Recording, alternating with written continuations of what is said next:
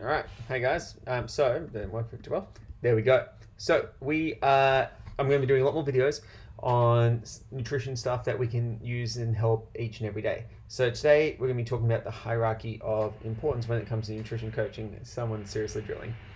So uh, when we did the last pyramid that I've talked about a lot, that's really looking at it from a performance point of view. So with performance being something that we can't really achieve right now, generally due to the fact that we can't get to the gym, we can't lift proper weights, etc. We need to start looking at health, and in the current climate, we need to look at health as being much more important as well, not just for us but for everyone else.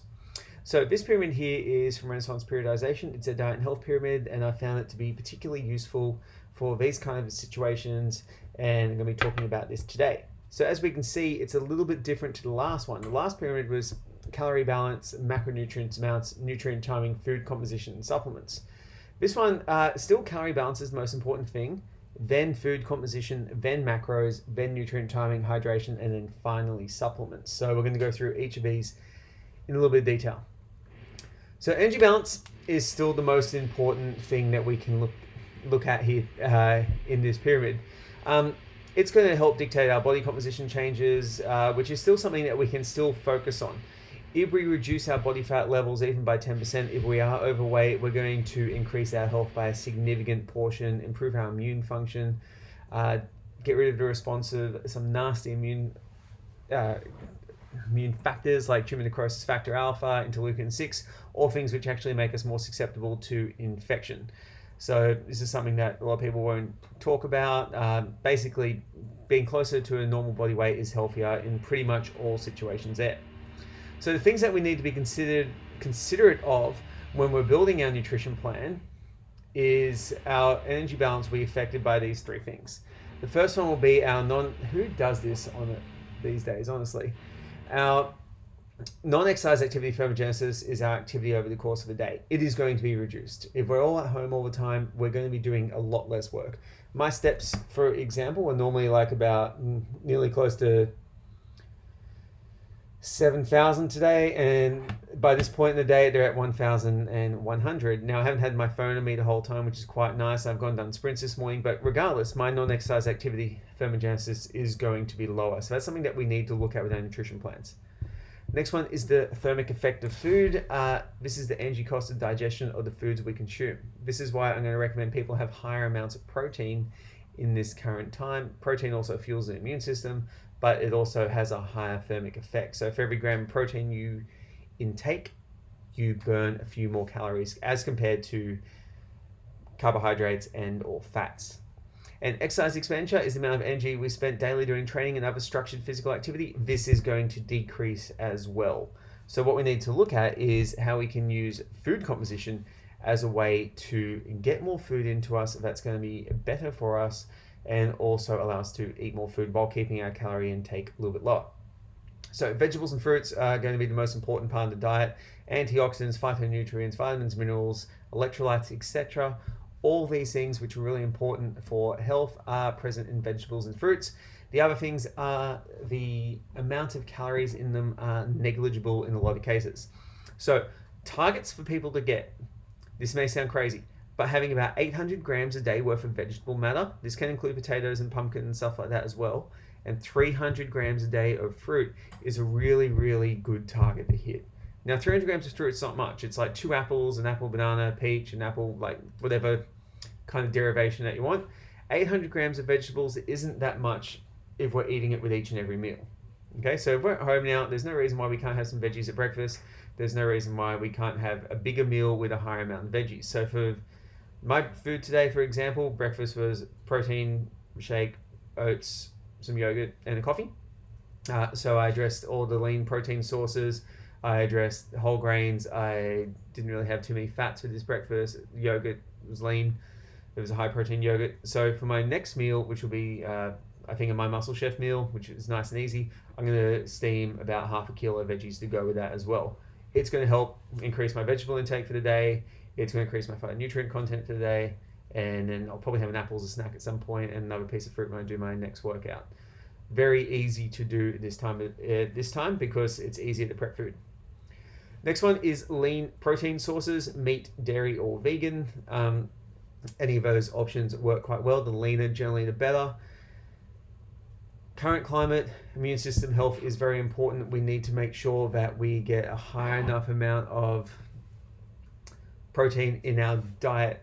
Now, what we're looking at here is 1.8 to 2 grams of protein per kilogram of body weight. That's the ideal numbers, okay? So that's something that we need to make sure that we're not missing out on protein. Should be easier now to get protein with most meals if we are eating at home. It's something that I highly recommend. Whole grains, really important for the fiber. About 30 grams of fiber per day, 30 to 45 is ideal for most of you to have optimal gut health. Now, a lot of people talk about gut health and having supplements and stuff like that. It's not going to do shit. With gut health, we want to make sure we have fiber so we have intestinal motility, and we also feed the good bacteria through that. That's the whole grains are the best way to do that, and they should make up the majority of your carbohydrate sources. Healthy fats, you don't need to overdo fats at any point. Fats don't confer any additional benefits once you've hit a minimum threshold, which is around 30 to 45 grams per day based on your body weight. If you want to have a little bit more, that's totally fine. It's totally up to what you want to do. So that's something to be aware of. Oh, wrong button. Macronutrients are our next thing. So they're our next thing, next part of the pyramid. Protein, carbs, fats, and alcohol, okay? For 3 primary, the 4 fun one.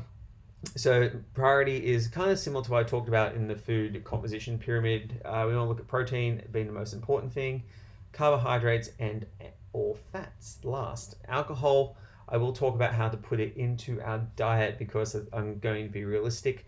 We're going to be bored out of our brains over the next couple of weeks. Like, I'm already losing it, and it's 11 o'clock. So I'm going to talk about how to do that tomorrow, how to put it into a plan.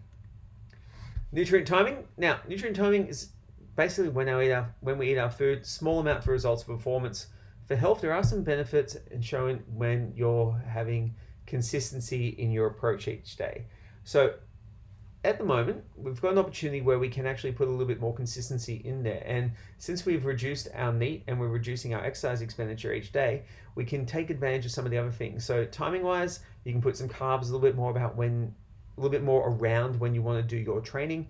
The rest of the time, try and have your meals at the same time each day. I'm trying to get into a habit, like literally as of this morning, where I'm going to have breakfast at around 8 o'clock after I've done some exercise in the morning, some light cardio type stuff or sprints. Lunchtime around 1 o'clock, dinner around 6:37, so quite early. So I want to get a bit more sleep because why not? Having some timing in place is a really good strategy. Now, you don't have to have 3 meals. I like bigger meals, so I do that, and I have 1 or 2 snacks. It's whatever works for you and your timing. So any questions about that, hit me up. Hydration. So staying hydrated is important at the moment. Don't believe the myths about people writing about if you drink enough water, you won't get coronavirus because you'll wash it into your stomach acid and will die. It's a respiratory disease. That's stupid. People are saying that stuff now. It's really stupid. With hydration, though, what happens is having hydration over a certain amount isn't going to confer any additional benefits. Adequate is what we are after. Just enough. So for me, based on body weight, it's about 3 liters a day. I'm having a 1.5 liter bottle twice a day. It's 11 o'clock and I've gone through a little bit over a liter. Coffee will contribute to it. Milk will contribute to it. Foods do contribute to hydration. So set a goal, anywhere between 2 and 3 liters a day. Just drink that. You're okay.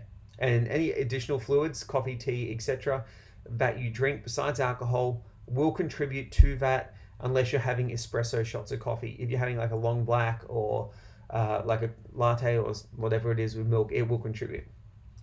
Finally, the last part of the pyramid we'll talk about today is the supplements. So we've got a few supplements that can be useful and can be helpful. Multivitamin, number 1, it's your nutritional insurance policy. Okay, so the multivitamin is a very, very good strategy to use for that. Vitamin D has been shown to confer health benefits in terms of respiratory health. So if you want to make sure you're ticking all your boxes, make sure you're getting a vitamin D supplement. They're cheap as chips, really easy to take, 400 international units per supplement. More than safe to take 1 or 2 a day. If we're not going outside as much and we're stuck indoors in the world of social distancing, it is ideal to have vitamin D to make sure your respiratory system is as healthy as possible. Fish oil is good to have if you don't eat oily fish in your diet. 1 to 2 caps is fine. If you eat oily fish twice a week, you don't really need to worry about it at all. Melatonin I put in here for sleep. Sleep is an important thing, obviously. A lot of people lack sleep. My cat's at the door. So we want to make sure that we have optimized sleep, and then iron is important for females for blood health. So guys, that's it for this one.